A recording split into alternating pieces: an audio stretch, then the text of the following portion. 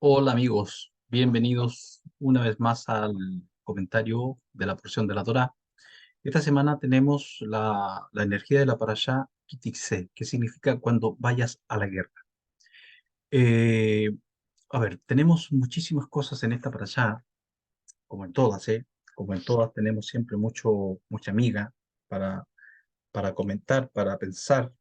Que imposible, como siempre lo digo, imposible poder comentar todo la porción que tenemos. Entonces, tengo que abocarme a algunas cosillas y, y bueno, por ahí voy, a ver cómo le entro al comentario. Pero quiero por lo menos mencionar algunos a ver, las separaciones que tienen, las temáticas que trae la parashá para esta semana.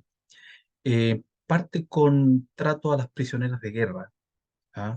Tema un poco polémico, mirado desde el punto de vista, digamos, simple, sin profundizar un poco en lo que la Torá nos quiere decir.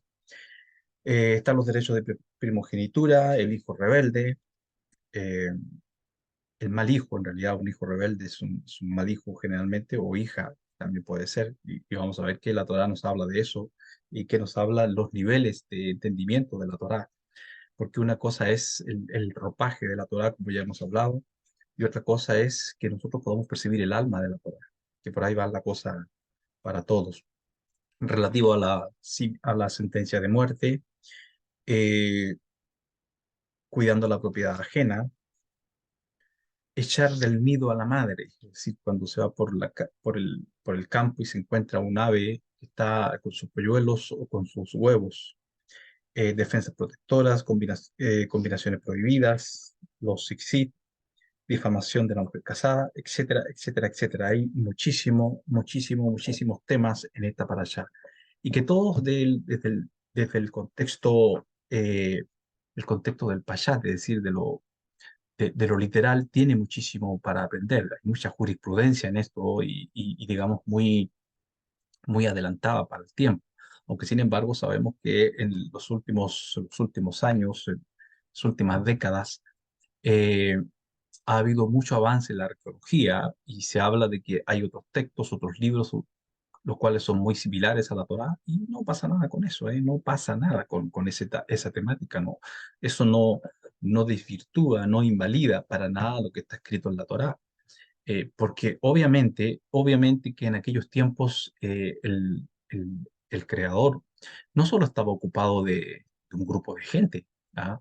No estaba ocupado de un grupo de gente, sino que de mucha gente, de los pueblos que estaban sobre la tierra, y sabemos que la estadía del hombre sobre la tierra sobrepasa mucho a los tiempos que la Torá nos menciona a nivel histórico, digamos, en el nivel más simple de entendimiento. Pero claro, en los niveles más profundos vemos que la Torah no tiene fin hacia atrás. Entonces, hay muchísimas cosas en esta parashá y vamos a ver cómo le hinco el diente para ir comentando un poco. Mi tema, a ver, he querido ponerle tema a esta porción esta vez porque, bueno, de esa forma también me ordeno un poco más yo las ideas en mi mente. No toda guerra, no toda guerra es física, no toda guerra es física. Entonces, partimos con una temática que es un poco controversial en sí. He explicado algunas veces que la Torá tiene ropajes, ¿ah? Que la Torá no tiene un alma, tiene un alma. Si nosotros pudiéramos ver el alma de la Torá, es decir, ver la revelación de la Torá en todo su esplendor, en realidad que nuestra conciencia, nuestra vasija, no podría soportar tal nivel de revelación, de conocimiento, de entendimiento.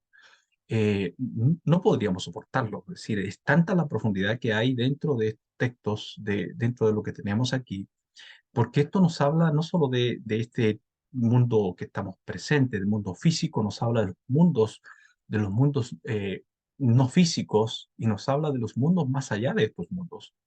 Cosa que hoy ya sabemos con mucha claridad de que cuando la Torah nos habla de seres, nos habla de ángeles, nos habla de un montón de cosas, sabemos que hoy les tenemos otros nombres. ¿Ah?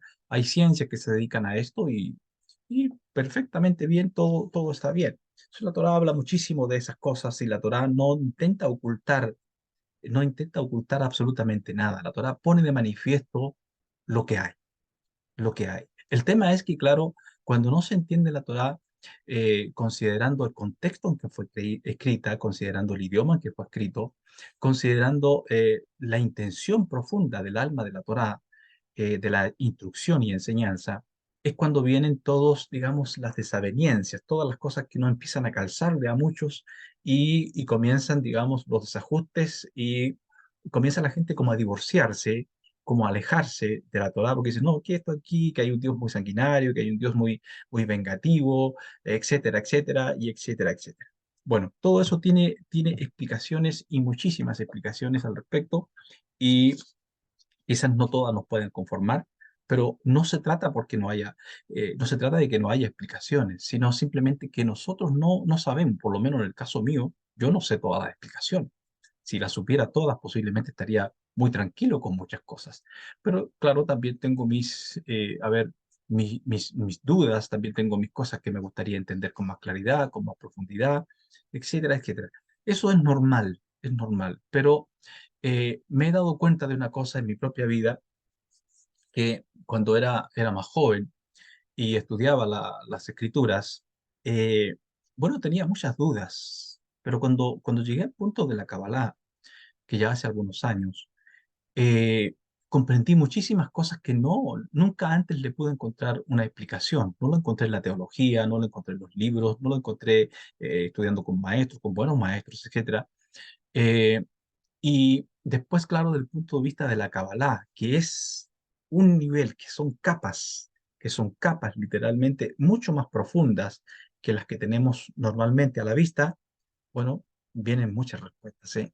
Aunque eso hace también que entre más respuestas tenemos, más preguntas nos nacen. Es decir, eh, porque claro, tenemos respuestas a algunas preguntas, pero también allí se nos agranda el clí a nosotros, se nos agranda en la vasija, el estado consciente, se nos agranda, se nos abren portales en la conciencia, y las dudas crecen muchísimo más y las dudas son más grandes. ¿Y eso es por qué? Porque nuestra vasija, al igual que el creador, es infinita. No tiene la misma infinitud que el infinito mismo, pero sin embargo tiene, bueno, que podemos decirlo desde el punto de vista tranquilamente que también nuestra vasija es infinita. Bueno, eh, y con respecto a los ropajes de la Torá, como dije, si la Torá no se hubiese vestido con los ropajes que son las historias, ¿eh?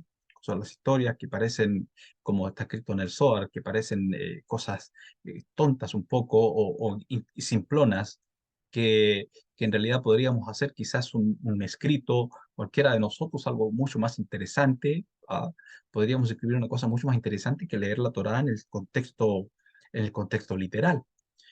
Pero claro, cuando vamos profundizando en eso con los métodos de profundización, de entendimiento de la Torá, es cuando nos vamos sacando capas, vamos sacando una capa tras la otra, y literalmente es como si estuviéramos, a ver, haciendo un trabajo de arqueología.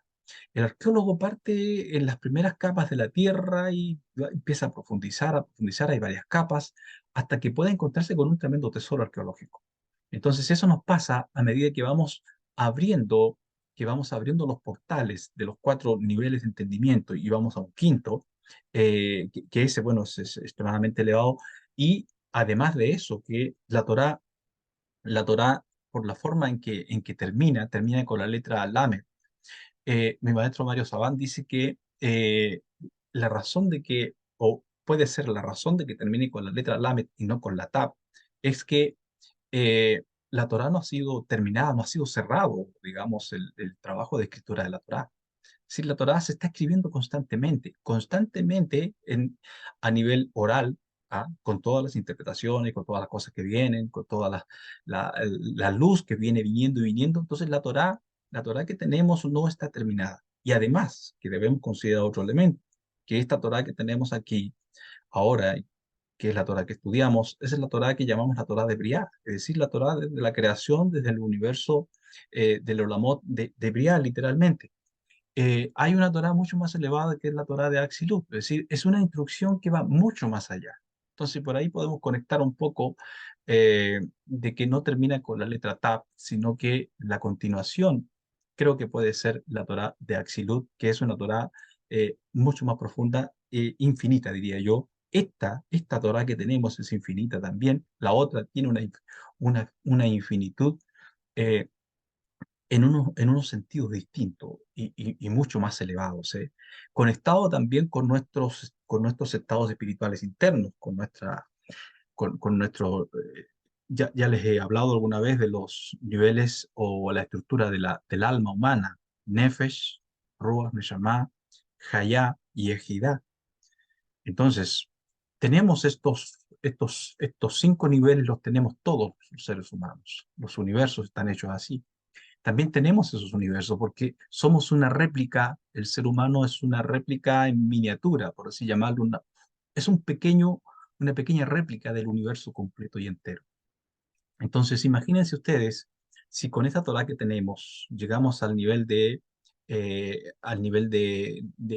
Neshama, el nivel de luz de la Neshama, imagínense ustedes si subimos unos niveles más arriba, ¿a dónde podemos llegar? Ya en este nivel también con esta Torah podemos subir a la raíz de nuestra Neshama, que es Hayá, eh, la raíz de nuestra Neshama y la raíz espiritual que tenemos. Entonces, claro, no cualquiera puede llegar a ese nivel. O sea, ha habido a través de la historia algunos sabios que lo han hecho y son muy grandes esos sabios. Bueno, pero eso es, entonces la Torá necesitó vestirse con estas historias que tenemos acá, y por eso que tenemos, por ejemplo, en esta parashá hay cosas que son muy controversiales desde el punto de vista de las personas que la leen y la estudian. Cuando son muy racionales y no están abiertos ni tampoco estudian los niveles con los que estudiamos, los que estamos dedicados a la Torá, desde un punto de vista más del alma, ¿ah? Más del alma, y no solamente desde el punto de vista intelectual, mental, sino que subimos un poco más allá y entendemos que la Torá, si bien es cierto, la podemos ver de todas las formas, porque todas las formas son válidas. Es decir, el nivel literal también tenemos que conocerlo, porque no hay nivel profundo si no hay un nivel literal. Entonces, de cualquier forma, estamos profundizando siempre en la Torá. Bueno, eh, y la Torá, el Zohar nos habla lo siguiente. Dice, por ejemplo, que Salmo 104, que el Eterno dice, ha hecho que a sus ángeles ser como espíritus, los ha cubierto con un ropaje espiritual en sí. Pero los ángeles, cuando tenían que bajar, o cuando tienen que bajar, porque los ángeles están moviéndose constantemente, llámele usted como quiera, llámele extraterrestres, llámele como sea, porque dentro de todas estas criaturas que hay criaturas que son del bien y otros que están por el lado de la negatividad.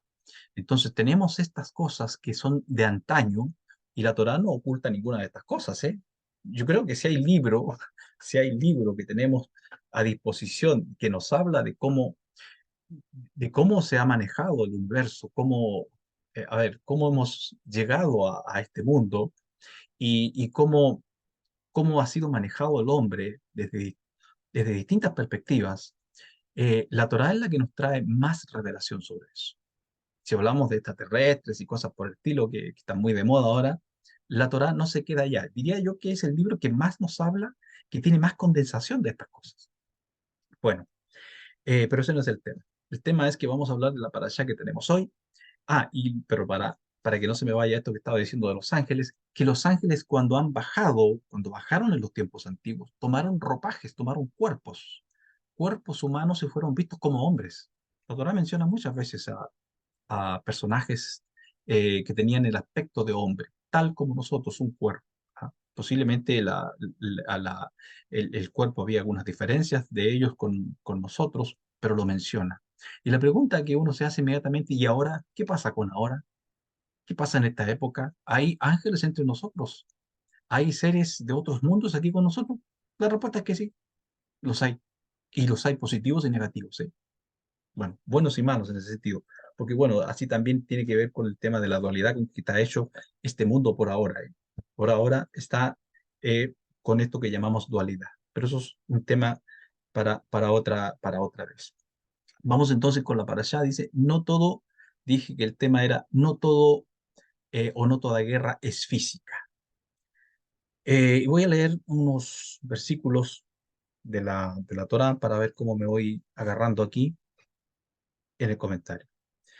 Estoy en el libro de Devarim, capítulo 21, Deuteronomio, capítulo 21, versículos 10 en adelante, primera línea. Cuando salgas a la guerra sobre tus enemigos, Hashem tu Elohim los entregará en tu mano y tomarás prisioneros. Si entre los prisioneros vieses una mujer hermosa y la deseases, podrás tomarla como esposa. Deberás llevarla a tu casa y ella deberá raparse su cabeza y dejarse crecer las uñas y deberá quitarse el vestido que lleva al ser tomada prisionera. Deberá permanecer en tu casa llorando a su padre y a su madre durante todo un mes. Después podrás cohabitar con ella será tu mujer. Pero si luego no la deseas, deberás dejarla ir en libertad. No podrás venderla por dinero, ni podrás esclavizarla, pues ya la deshonraste. Hasta ahí vamos a leer. Bueno, esto en realidad es uno de los temas que tiene mucha amiga aquí, ¿eh? Podríamos hablar de lo directo que está aquí, bueno, la guerra, ¿no? La guerra. Eh, Soldados que salen a la guerra. Fíjense ustedes que el texto nos habla, dice, cuando salgas a la guerra, es decir, un un imperativo diciendo sí o sí hay guerra. Qué estupidez la guerra, qué locura es la guerra, lo peor que hemos inventado los seres humanos, aunque no lo hemos inventado nosotros. Porque, a ver, ¿qué podemos inventar nosotros si primero no ha sido creado por la fuerza superior? Entonces uno se pregunta, ¿por qué estas cosas? ¿Por qué ocurren todas estas cosas? Tremendo mundo ese, tremendo mundo para que hay que mover para responder una pregunta como la que acabo de decir. Porque si todo lo que ocurre aquí es como es arriba, es abajo, esto no sale en la Torá, lo dijo Trismegisto, pero tiene toda la razón, absolutamente, era un sabio de los grandes de los tiempos antiguos. Eh, como es arriba, es abajo. Es decir, todo lo que ocurre aquí abajo, donde estamos nosotros, en nuestro mundo físico, y lo que ocurre en todos los mundos físicos que hay, porque no vamos a pensar y tener la desfachatez y la locura de decir somos los únicos seres creados en el universo, en un universo tan gigante, tan grande, que pues, somos los únicos, caramba, pero que todo para nosotros, todos los mundos, todas las galaxias, todos los millones de soles, todos los millones de planetas, todo para nosotros, o sea, nosotros los únicos. Y no es así, no somos los únicos seres, eso está clarísimo. Hay varios textos de Kabbalah y la Torá nos habla muchísimo de ello, de que no estamos solos en el universo. Entonces, como es arriba, dije, este no es un texto, ya lo vuelvo a repetir, no es un texto que esté en la Torá, es de Trismegisto, pero tiene toda la razón. Es decir, como nada nosotros podría subir a nuestra conciencia, nada podríamos nosotros hacer si primero no ha sido creado por el mundo superior, no ha sido creado por el infinito. Es decir, en la matriz de este universo, que no es la matriz del infinito, que son dos cosas distintas. Pero en esta matriz de este universo y de los universos que estamos aquí, que nos rodean, tanto físicos como no físicos, eh, todo eso está creado allí. Absolutamente todo. Todo lo que usted y yo podamos pensar, lo que el hombre ha inventado, que en realidad no lo ha inventado, lo ha descubierto. ¿Ah?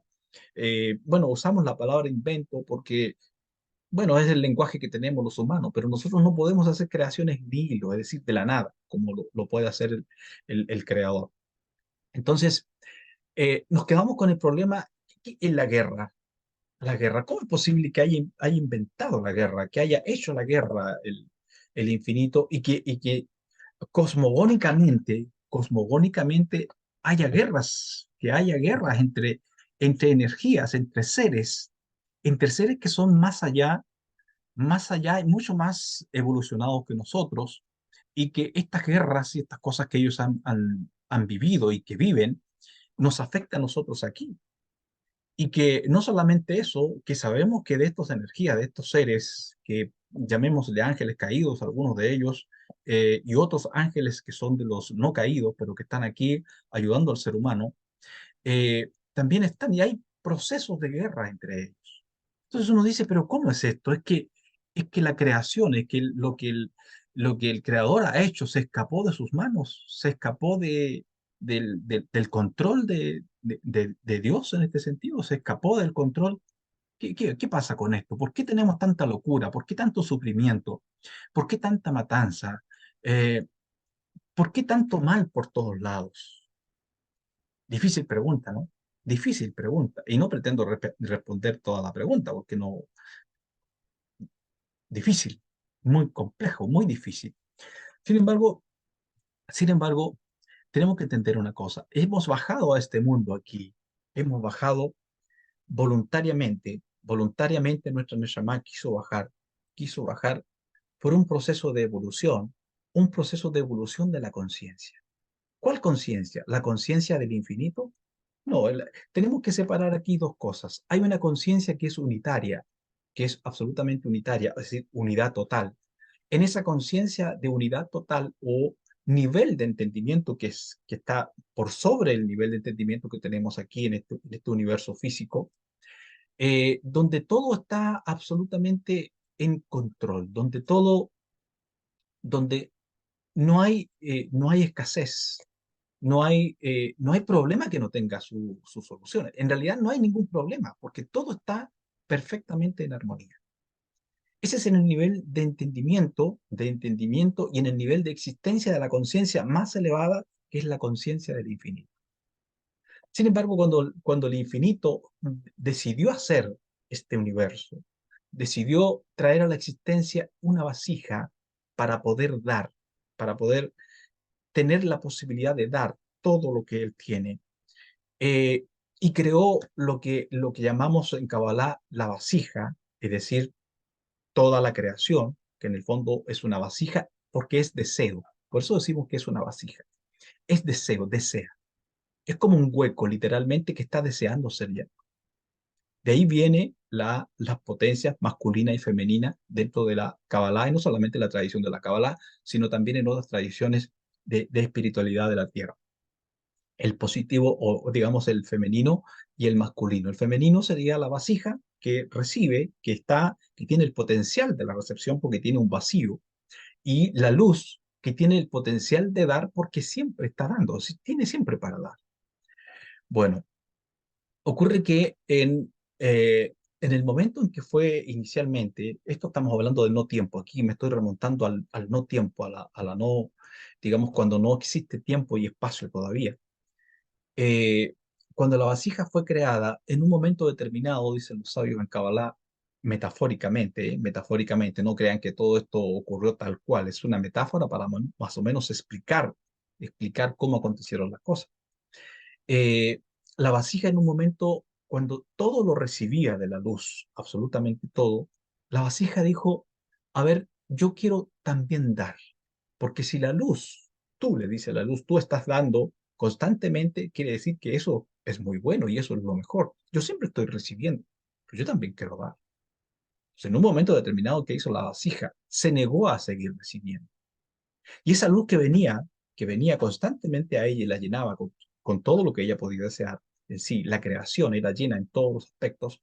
Estoy hablando no en la creación física como está ahora, no, no, estoy hablando en una creación cuando la vasija era un estado, un estado de oror, un estado de vibración, pero inteligentísima, inteligentísima.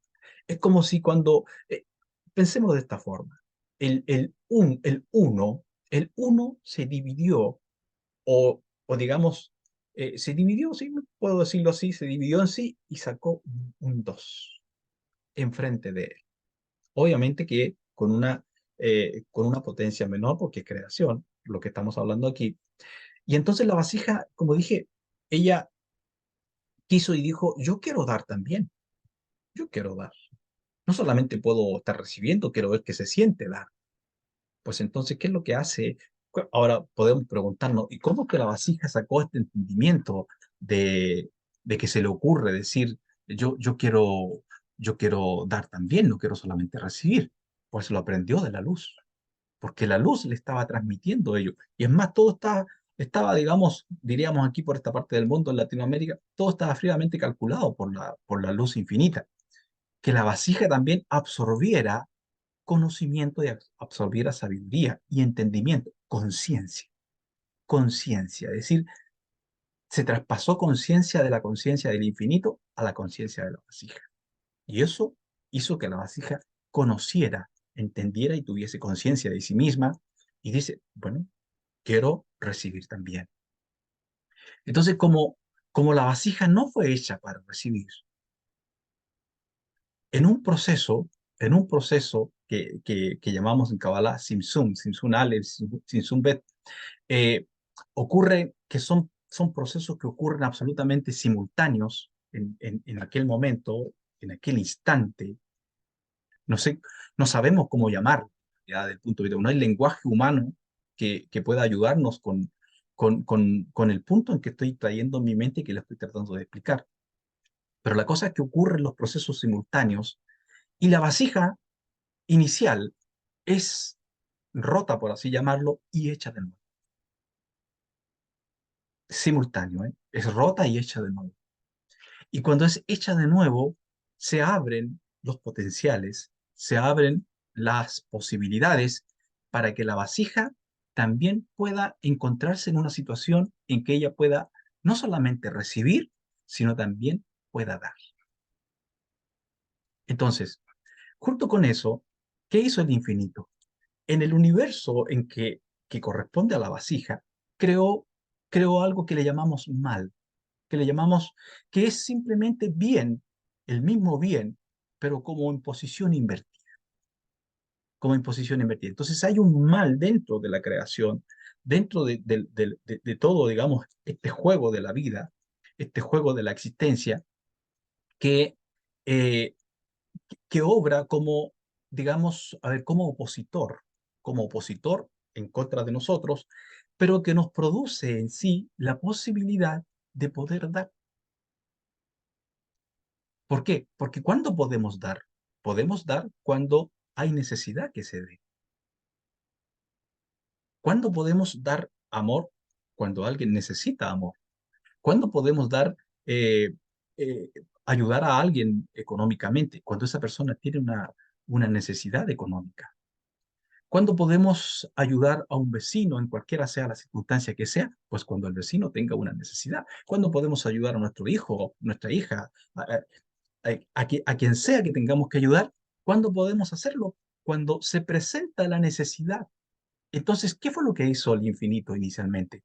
Provocó, digamos, un mundo con con falla a propósito, porque lo único que puede hacer que nos conceda la oportunidad de poder dar, de poder ayudar a otro y aprender a dar y a la vez a recibir también, es que se presenten las condiciones para ello. Ese es el universo que tenemos. Ese es el universo que tenemos. Y a todo esto, además, se nos añade el estado de conciencia. Un estado de conciencia que nos puede llevar a ir subiendo, subiendo de categoría y voluntariamente. Y también se inserta lo que conocemos como libre albedrío. Usted dirá, porque el libre albedrío es una ilusión. Ah, es una ilusión, es una cosa que no tiene sentido. No tenemos libre albedrío. Pues sí lo tenemos. Sabemos que tenemos libre albedrío. ¿Cuál es el libre albedrío que tenemos los seres humanos? Es justamente cómo yo reacciono frente a una acción, frente a una causa que me ocurre, ya sea una causa que me eleve, que me haga sentir muy bien. ¿Cuál es mi reacción? Es, caramba, que soy tremendo, que soy magnífico, soy una maravilla, pero extraordinario, que podría ser una reacción, ¿no? Quizás un poco exacerbada, quizás un poco de ego y todas esas cosas. Bueno, allí yo tuve el momento de tener libre albedrío en mi conciencia, cómo reacciono.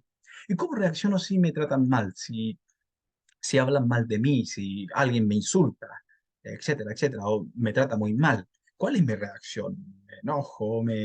A ver, no sé, golpeo, pateo, muerdo, hago lo que sea? Bueno, es también una, una reacción de mi libre albedrío. Libre albedrío no es que mañana, por ejemplo, yo vaya a salir a dar una vuelta o tenga que salir a comprar algo o que usted tenga que comprar y que, no, el infinito sabe exactamente lo que voy a comprar en el supermercado. No, eso no es libre albedrío, eso es simplemente la vida. Ahora, usted me dirá, entonces no sabe el infinito. Claro, sabe todo, pero el libre albedrío que tenemos nosotros se produce solamente internamente en nuestra conciencia. ¿Cuál es nuestra reacción frente al estímulo? Y tenemos dos fuentes para el estímulo. ¿Cuáles son? El estímulo puede venir desde el lado del bien y desde el lado del mal. Entonces, nuestra reacción allí la elegimos nosotros. Entonces, como verán ustedes, hacia grandes rasgos de lo que estaba explicando, eh, la guerra en este sentido es una de los estímulos a los que hemos estado reaccionando en todos estos miles de años que estamos por acá. Cosa que no hemos podido resolver. No hemos podido resolver, ¿por qué? Por nuestro estado interno, por nuestro estado egoísta interno y estúpido interno, que, claro, porque empiezan los estira y encoge entre una nación y la otra, entre los intereses que tienen unos sobre otros, etcétera, etcétera. Viene el problema aquí que el hombre entra en su estado interno a tomar su libre albedrío de querer tomar más de lo que necesita y entonces toma lo que es del otro. Y claro, al otro no le va a parecer bien que le tome sus cosas, porque cada uno tiene que tener sus cosas, ¿no? Cada uno tiene que tener su alimento, tiene su casa, su familia, tiene que tener su espacio, y la tierra tiene espacio absolutamente para todos. Esta tontería que dicen de que la tierra se está llenando de gente y que no sé qué, que no sé cuánto, hay estudios al respecto que echan por tierra eso rápido. Es simplemente digamos, la soberbia humana, la, la, digamos, la ambición del ser humano que no se llena jamás. Es un deseo que no está usando su conciencia. Porque he aquí lo que estamos trabajando nosotros como vasija. Estamos trabajando la conciencia que se nos ha traspasado para ser, en el sentido de ser libres. Entonces, no estamos usando este nivel de conocimiento, porque conciencia es conocimiento, de conocer. Y entonces, ¿qué es lo que hago? Empiezo a desconocer. ¿Y qué empiezo a desconocer? Empiezo a desconocer a quien está a mi lado. Empiezo a desconocer a mi vecino, al otro que está allá, y empiezo a pensar, no, esa gente no tiene nada que ver conmigo, entonces yo quiero para mí, quiero para mí. Entonces, y aquí donde han bajado entidades, aquí, claro, vamos a ampliar un poco el panorama aquí. Eh, a ver, me está saliendo un poco larga la introducción que estoy haciendo, pero va por ahí. Bueno, vamos a ampliar un poco más. Y aquí tenemos claro que no solamente nosotros estamos en este proceso de elevación de nuestra conciencia, de que nuestra conciencia nos cupa, es decir, tengamos espacio en nuestro estado de amor, esa es la palabra, ese estado de amor, es decir, con el prójimo y poder incluir a nuestro prójimo en nuestros proyectos y no dejarlo por allá, ¿no? Que yo sí, pero él no. Esto también ocurre en los otros seres creados en otros planos, en otros mundos. Y esto es lo que ha traído, porque la guerra, como dije inicialmente, la guerra, como es arriba, es abajo. ¿Y dónde estamos hablando arriba? En los mundos espirituales. Y estos mundos espirituales aquí no son los mundos del infinito, porque todo esto que está aquí está dentro del infinito. Es decir, para que lo veamos así, de esta forma, en el infinito, en un pequeño rincón hay un agujero del infinito, un vacío, donde hay un problema que está por solucionarse. ¿Cuál es el problema que está por solucionarse? Que nuestra conciencia se expanda y aprendamos a amarnos, a querernos, a registrarnos, que aprendamos a entender que mi prójimo soy yo mismo, que no hay nadie más que nosotros. Así como no hay nadie más que el infinito, que el creador, no hay nada más fuera de él, de ninguna parte. Todo está dentro de él. Bueno, cuando entendamos eso, eh, vamos a solucionar los problemas. El problema está que esto viene de muy atrás, porque la guerra la hemos aprendido de dónde. Por eso que la Torá nos habla nos habla de que el Eterno es como un Dios de guerra. ¿Cómo puede ser que sea un Dios de guerra? Uno quiere un Dios de paz, ¿no? Un Dios de paz, un Dios de tranquilidad.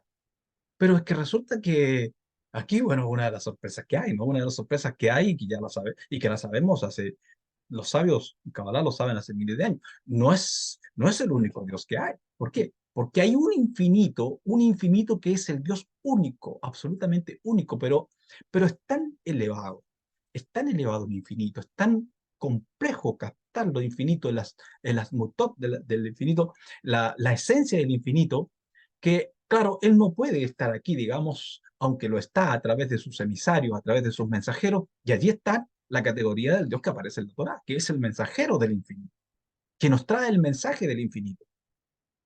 Entonces, eh, se ha producido dentro del universo, se han producido literalmente guerras, porque no solamente esto del ego y todo esto ocurre entre nosotros los humanos, nosotros lo hemos aprendido de algún lugar, de algún lugar. ¿Y de dónde sabemos que lo hemos aprendido? De seres que han venido de otros mundos, de seres que han venido de otros mundos. Ya lo dice Génesis capítulo 6, que habían unos vigilantes, el libro de Enoch habla muchísimo de esto, unos vigilantes que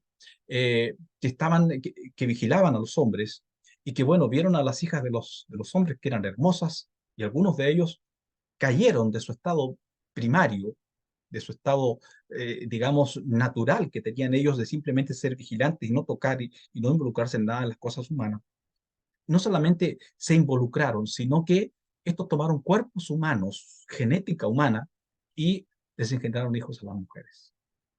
Bueno, ¿eso de dónde vino? Vino de afuera. Y ellos enseñaron muchísimas cosas. Enseñaron técnicas, enseñaron tecnologías, enseñaron muchísimas cosas. Sabemos de dónde nos han venido todas esas cosas. Entonces, la pregunta es, ¿cuántos milenios, cuántos eones, cuánto tiempo hay seres inteligentes en el universo? No lo sabemos. Poco sabemos de nosotros, ¿eh? Poco sabemos de nosotros.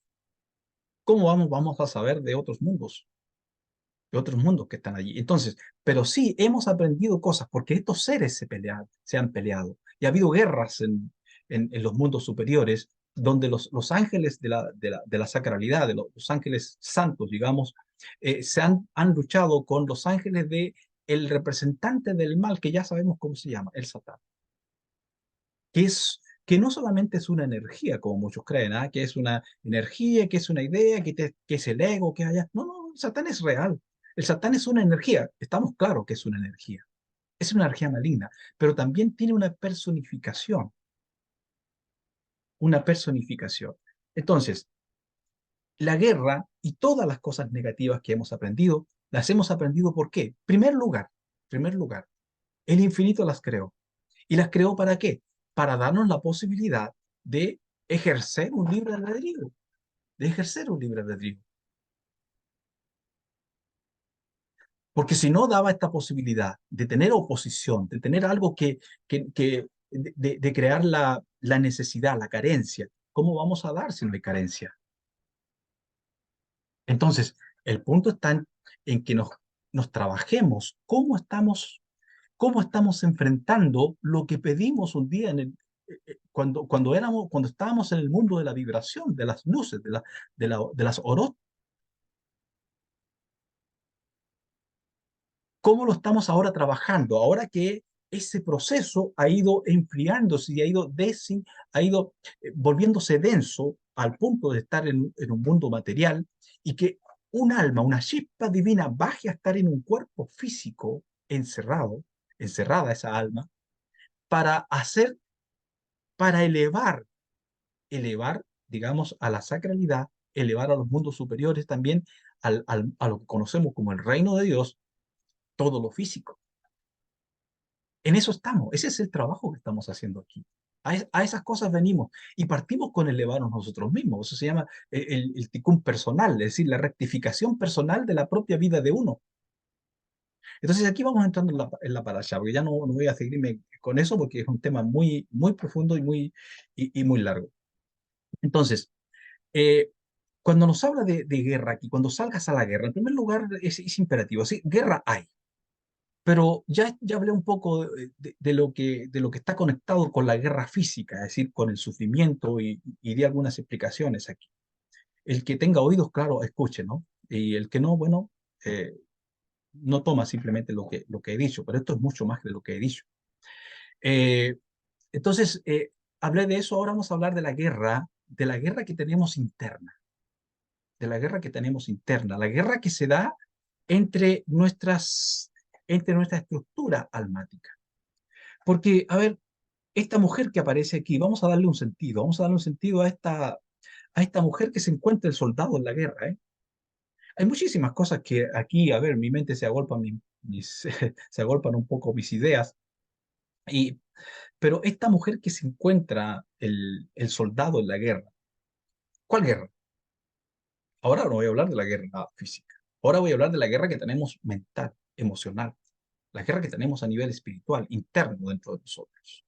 La guerra que tenemos dentro de nosotros que tiene nuestra alma superior que sabe cuál es el propósito por el cual estamos aquí, sabe que el propósito es que conectemos con los demás, que amemos a los demás, que nos amemos a nosotros mismos, que nuestra alma animal, nuestro cuerpo físico, nuestro nefesh, pueda ir en pos de los requerimientos del alma superior y también nuestra alma emocional también pueda ir en pos de los requerimientos de nuestra alma superior.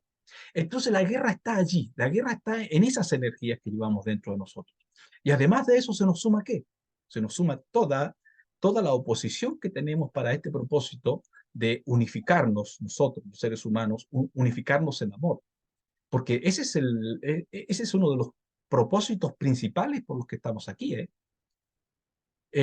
Rabbi Moshe Cordovero dijo que feliz el hombre que descubre cuál es su propósito de estar acá en la tierra. Entonces allí ahora todo el mundo anda buscando cuál es mi propósito.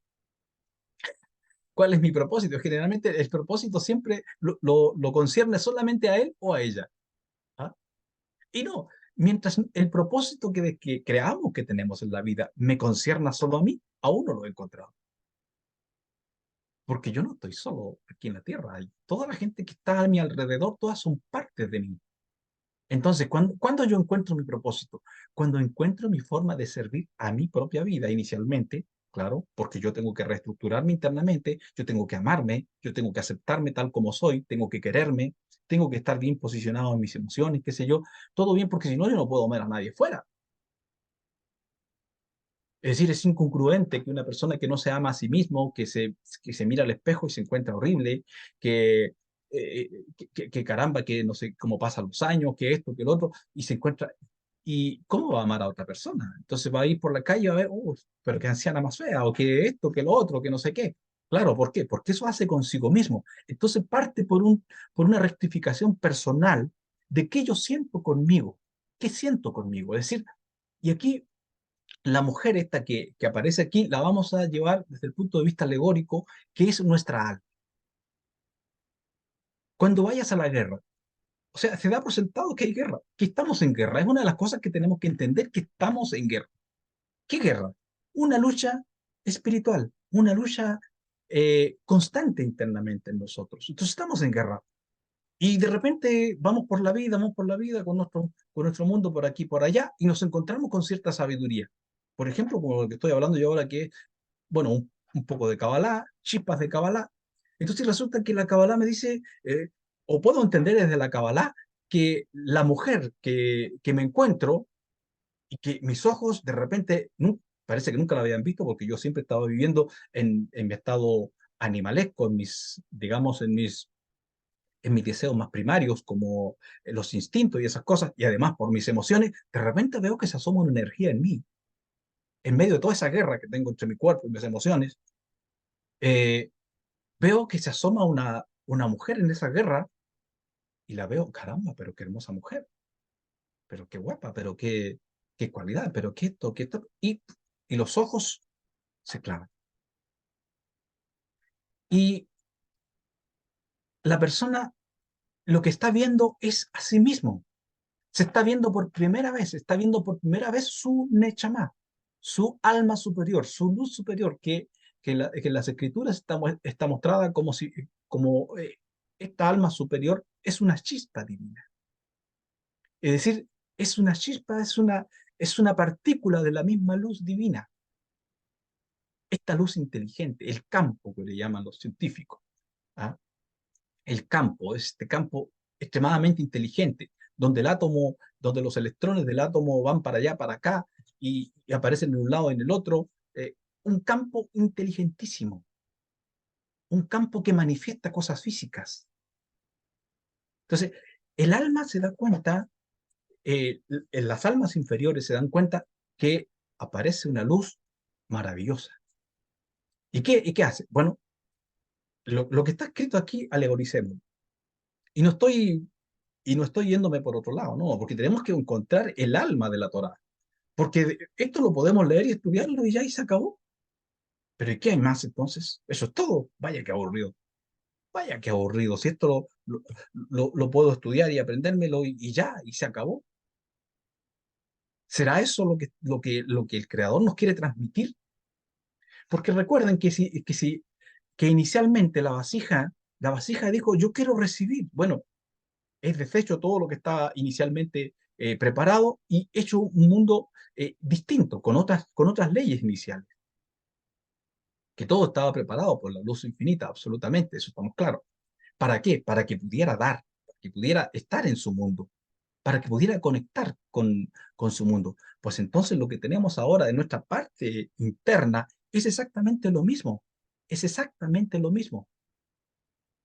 Queremos dar. ¿Y a quién le damos? ¿A quién le damos? ¿Cuál es esa persona que queremos darle? El hombre siempre tiene esto de estarse buscando, no es casualidad, ¿eh? No es casualidad. Y fíjense cómo la Torá nos ilumina en este tipo de cosas de forma tan extraordinaria. Los sabios nos enseñan en Kabbalah que el hombre fue hecho andrógino. El primer hombre, Adán, fue hecho andrógino. Entonces por un lado, tenía el aspecto de hombre, de macho, y por otro lado tenía el aspecto femenino. Y que en un momento determinado, eh, fíjense el relato que trae la Torá. El relato dice, no es bueno que el hombre esté solo, le haré ayuda idónea.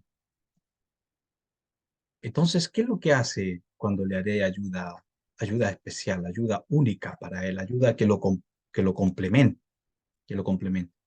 Lo pone a dormir y lo divide.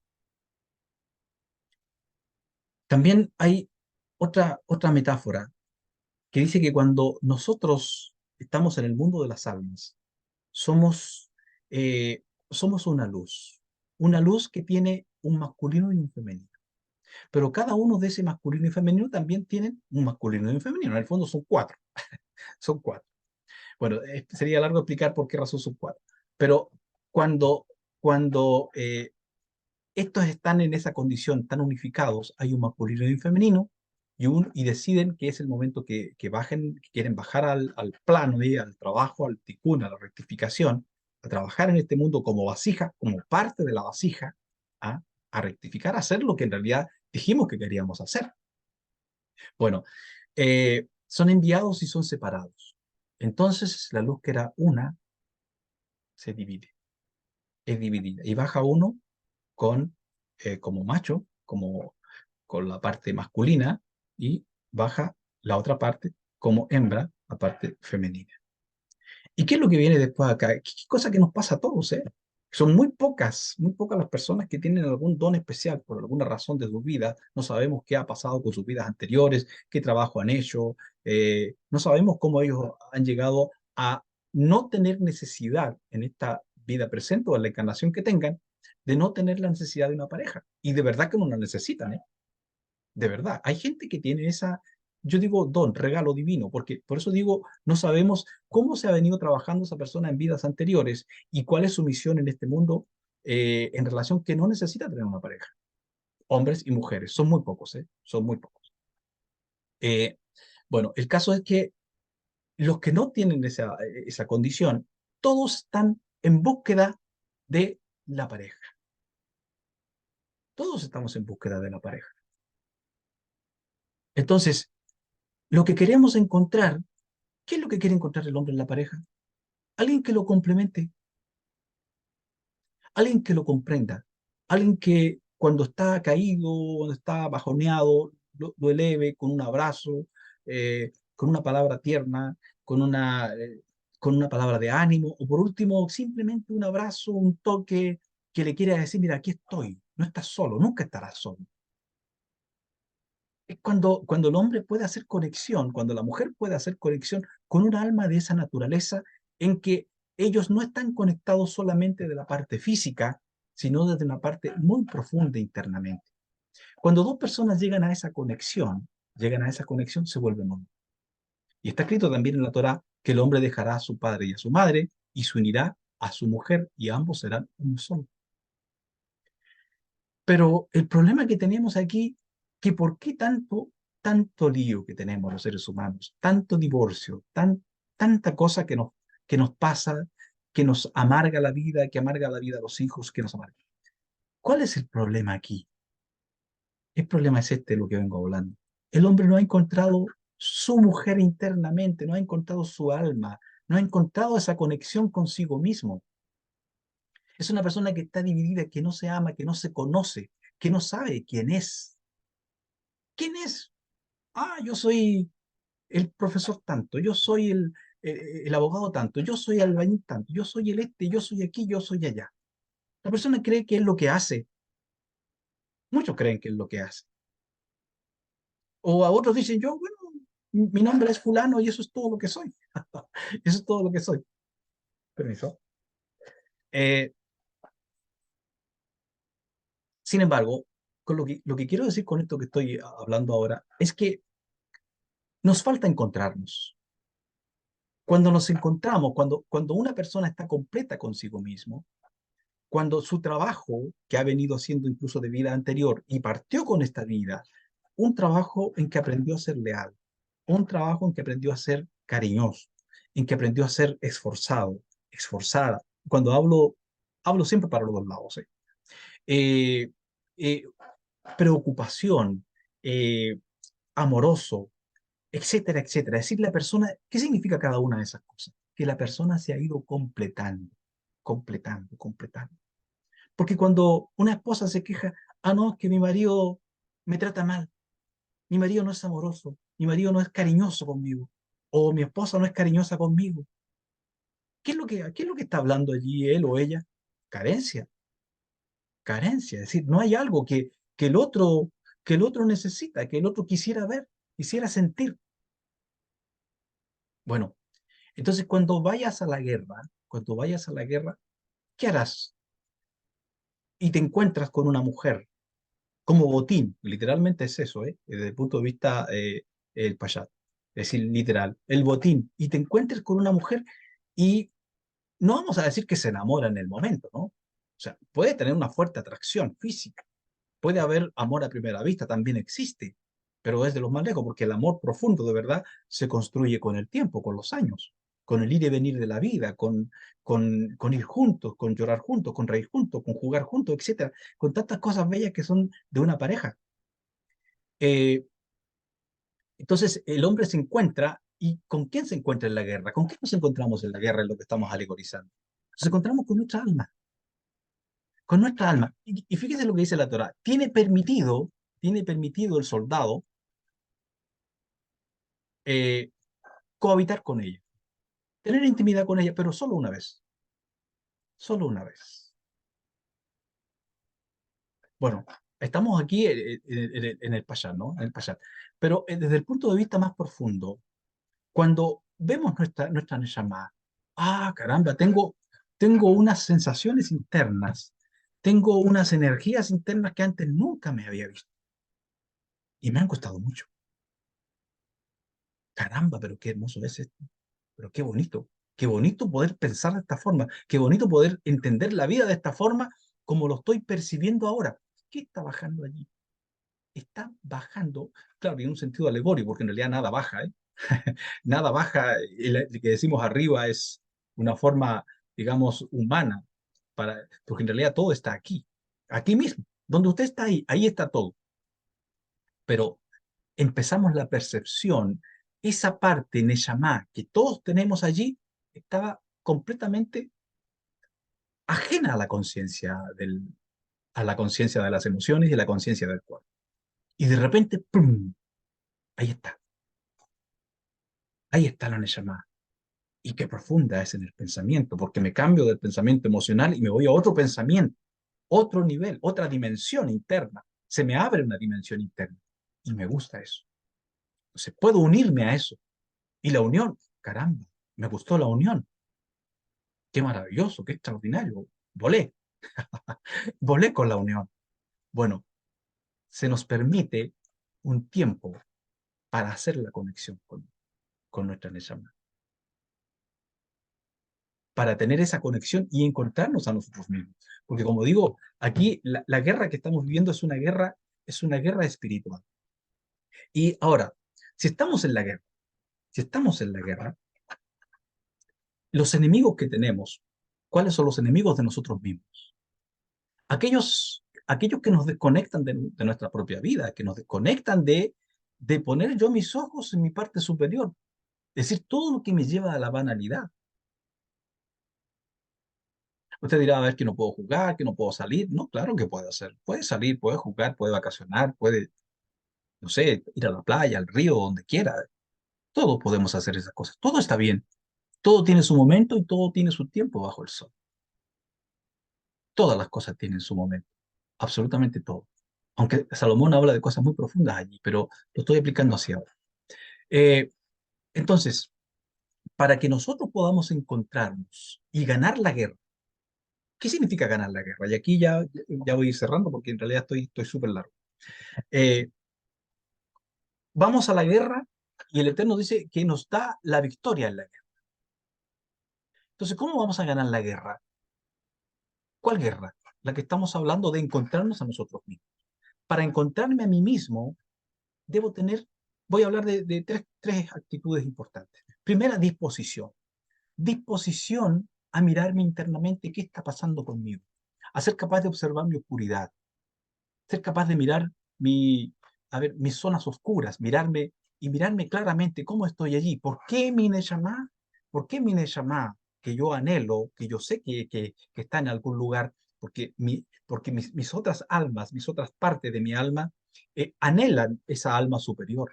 Aunque aparentemente parece que no, y parece que están en contra. Parece que están en contra. Pero en el fondo es su trabajo de estar en contra. Es su trabajo de estar en contra. ¿Para qué? Para que el deseo se produzca con más fuerza de anhelar la Neshama. Y aquí ocurre algo muy particular. Entonces vamos a preguntarnos aquí, ¿por qué nos ha dado un cuerpo físico? ¿Y por qué nos ha dado unas emociones tan alocadas? La razón es esta, se la voy a decir. A ver, es lo que se me ocurre ahora.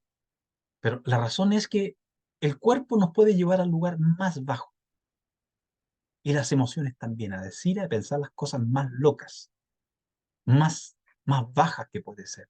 Y cuando llegamos a ese nivel más bajo es cuando tocamos fondo, es cuando nos damos cuenta, pero ¿qué estoy haciendo aquí? ¿Pero qué estoy haciendo aquí? Y entonces mis ojos empiezan a observar y cada vez ven con más claridad, ven con más claridad ¿a quién? A la mujer de la guerra, la mujer que vi en la guerra, la mujer que está ahí. ¿Dónde está la mujer? ¿Dónde está la Neshama? Siempre está ahí. Siempre está ahí. No tengo que ir a buscarla allá, arriba, abajo, no. La Neshama está aquí conmigo. Tenemos los 5 niveles, nacemos con los 5 niveles, ¿eh? Esto de que se dice que a cierta edad baja uno, que baja el otro, sí, puede ser. Hay una cierta razón, pero en realidad los tenemos todos allí. Lo que pasa es que no nos empezamos a percibir todos inicialmente, y poco a poco los vamos percibiendo. Entonces, tenemos que tener disposición de eliminar de mí todo lo que me aleja de mi Neshama, todo lo que me aleja de mi parte superior, de mi parte más elevada. Y allí la lucha espiritual que llevamos interna y que debemos trabajarlo con mucha fuerza. Que podemos en una salida de a la guerra ser derrotados, claro que podemos ser derrotados, pero no hemos perdido la guerra. La promesa es que no perderemos guerra, ¿eh? No se pierde la guerra. Otra cosa que es muy importante es la actitud que llevamos por la vida. Imagínense ustedes soldados, hablemos de los físicos, ahora, soldados que van a la guerra y no se preocupan, no se ejercitan, no se preparan para nada, qué sé yo, y tienen un enemigo fuerte, que creen que van a jugar, creen que van a jugar y no saben cómo nos están esperando por otro lado. Entonces hay que tener la actitud correcta, la actitud, tener actitud de ganador, no actitud de perdedor, de amargado, de triste, de deprimido. Tenemos que elevarnos en esas cosas, subirnos, energizarnos, levantarnos con la energía todos los días, hablarle al día, hablarle a las cosas, hablarle a las circunstancias para que se ajusten a lo que yo quiero hacer, a lo que quiero que ocurra en mi vida. Entonces ahí estoy utilizando mi conciencia. Y lo último quiero decir, es que tenemos que tener un claro reconocimiento de que estamos en guerra y estaremos en guerra siempre. Estaremos en guerra. Irá amainando la guerra en nosotros a medida que vayamos reconociendo y conectando y estando conscientes de nuestra Neshama, la paz va a ir entrando en nosotros. La paz se empieza a manifestar porque empezamos a ver las cosas distintas, ¿no? Empezamos a observar todo distinto. Y, y que pasen los años y que los bríos del cuerpo también vayan bajando, los bríos emocionales vayan bajando. ¿Por qué? Porque ¿qué está ocurriendo con eso? ¿Dónde están las emociones? Las emociones afectan mucho a nuestro cuerpo. Claro, tenemos la impronta cuando nos vayamos de este mundo, y nuestra Neshama permanece, la Neshama, el alma superior permanece. La Neshama no es afectada por el tiempo ni el espacio, nada, la Neshama permanece tal cual como cuando éramos niños. Cuando yo pienso en mi alma, desde el punto de vista de mi alma, soy el mismo, soy el mismo. Me gustan jugar, hacer cosas de niño a veces. ¿Por qué? Porque soy la misma persona. Mi Neshama es la misma siempre. La energía del Nefesh, la energía Nefesh del cuerpo, la energía que anima el cuerpo con los años, amaina un poco, baja un poco la energía. Las emociones también bajan un poco. ¿Qué nos hemos de llevar de este mundo? No nos llevaremos el cuerpo, ¿eh? El cuerpo no. El nefesh, la energía que anima el cuerpo, el alma nefesh, que anima el cuerpo, queda ahí en la sepultura, queda junto con el cuerpo. Es una energía que tiene el potencial de la resurrección cuando sea el momento. Toda la parte emocional, ¿qué pasa con el alma emocional? Ese es el alma que estamos elevando. Ese es el alma que estamos elevando. Y también podemos pensar, fíjense lo que voy a decir ahora, también podemos pensar que la mujer no solamente puede ser la Neshama, sino que puede ser también el alma Ruach, el alma emocional. Porque todo el potencial emocional que hayamos elevado en nuestra vida quedará guardado junto con nuestra Neshama cuando llegue el momento que nos vayamos de este mundo. De esa manera atravesaremos al otro lado y de esa manera también como nosotros hayamos ido viviendo o hayamos alcanzado el tikkun y la rectificación en nuestra vida, en el nivel que estemos, en el nivel espiritual que estemos, en ese nivel estaremos del otro lado. Por eso la importancia del trabajo aquí, la importancia del trabajo con nosotros en sí. Quiero terminar, quiero parar con eso y terminar con lo siguiente. A ver, lo voy a leer textualmente.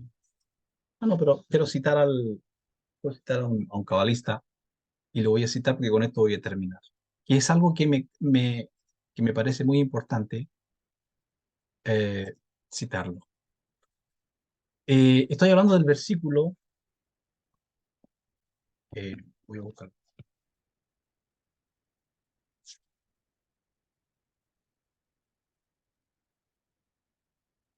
el versículo capítulo 22 de Devarim. Si por casualidad encuentras en tu camino un nido de pájaro, ya sea en un árbol o en la tierra, con los pichones o huevos. Entonces, si la madre está recostada sobre los pichones o los huevos, no tomes a la madre junto con ellos. Ahuyenta primero a la madre y solo luego toma los pichones o los huevos para ti. Así te irá bien y se prolongarán tus días. Esto es algo que tiene algo muy interesante aquí. Encontré en uno de los libros del maestro Albert Goslan, que se llama La Kabbalah de vuelta al Edén, tomo 2. Y está en el secreto número 293. Dice lo siguiente. Leo textualmente. Bueno, es lo que ya leí, pero lo voy a leer igual otra vez. Cuando te encontrara algún nido de pájaro, fíjese, dice te encontrara. La traducción está muy buena. Cuando te encontrara, porque en realidad uno cree, yo me lo encontré. No, el, el animalito, eso ocurre allí para que uno aprenda lo que luego voy a decir. Cuando te encontrara algún nido de pájaro delante de ti en el camino, en cualquier árbol sobre la tierra, con polluelos o huevos, estando la madre echada sobre los polluelos o sobre los huevos, no tomarás a la madre que está con los hijos. Entonces, ¿cuál es la decodificación que dice el maestro Goldberg? Y esto lo voy a explicar un poco. Dice, no separes biná, la decodificación de, es decir, descubrir el misterio que está aquí, que puede haber mucho más que esto, pero aquí esto está muy interesante. No separes biná, es decir, Shabbat, la madre. La madre es biná, porque en la Sefirot, biná es conocida como la madre. La madre superior y la madre inferior sería Malhut. No separes Binah, que es Shabbat. ¿Y por qué de Shabbat? Porque el Binah está relacionada con Shabbat, porque está Saturno allí, ¿ah? El que equivale al día sábado. El día sábado, el día de cesación de todas las cosas. Eh, porque es la madre de Seirampín. Es la madre de Seirampín. ¿Quién es la madre de Seirampín? Binah, la Sefirá de Binah. ¿Quién es Seirampín? Las restantes 7 Sefirot que están desde la primera triada hacia abajo. Es decir, de la influencia astral. Y aquí vienen los secretos. Es decir, no separes Binah, ahora leo todo completo, no separes Binah, es decir, Shabbat, la madre, de Seir Anpin. Ya dije lo que era Seir Anpin. Es decir, de la influencia astral, los polluelos. Los polluelos son la influencia astral. ¿Por qué la influencia astral? Porque cada uno de las sefirot que vienen de Binah hacia abajo tiene asignado uno de los planetas. Uno de los planetas. Entonces, esto es la influencia astral que está sobre la humanidad.